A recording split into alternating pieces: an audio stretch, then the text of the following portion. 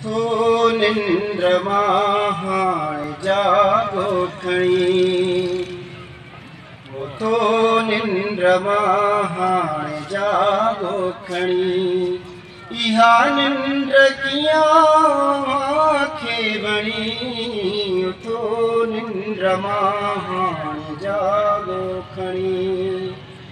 मांगर ही वागो सुञाणो थो तकन को खिलो दे सुञाणो थो। मटींदो न तकदीर ईअं खुदा कंदो कीन वार आदणी। उथो निंद्र मां हाणे जागो खणी। उथो निंद्र मां हाणे जागो खणी। खोलियो दिमागनि जा दर खिपटियो ईअं दोज़खुन में जीवन कटियो। अजायो वंधन ते न भाड़े वेहो। यूं दाह में उमिरि वेंदी छणी। उथो निंद्र मां हाणे जागो खणी। उथो निंद्र मां हाणे जागो खणी।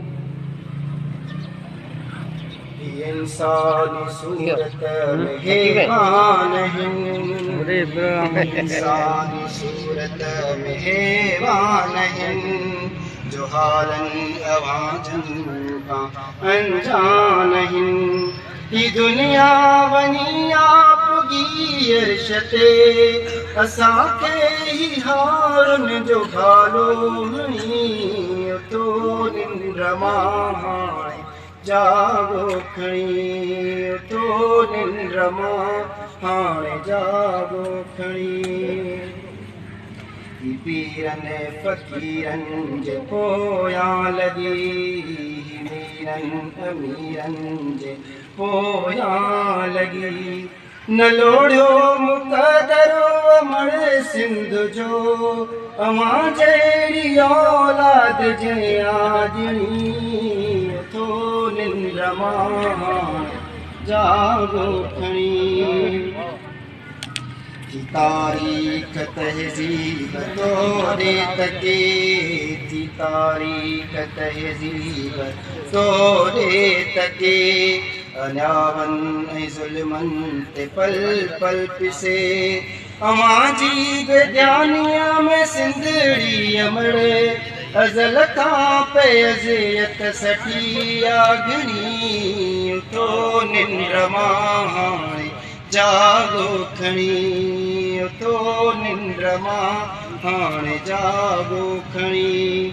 आजिज़ो मांखे तो अर्ज़ी करे। जो वोट माण्हूअ खे मर्ज़ी करे। जो रोशन सुबुह जो सितारो हुजे। न केरे अवां जे अखियुनि जी कणी। उथो निंद्र मां हाणे जागो खणी। उथो निंद्र मां हाणे जागो खणी। इहा निंद्र कीअं मांखे वणी। उथो निंद्र मां हाणे जागो खणी।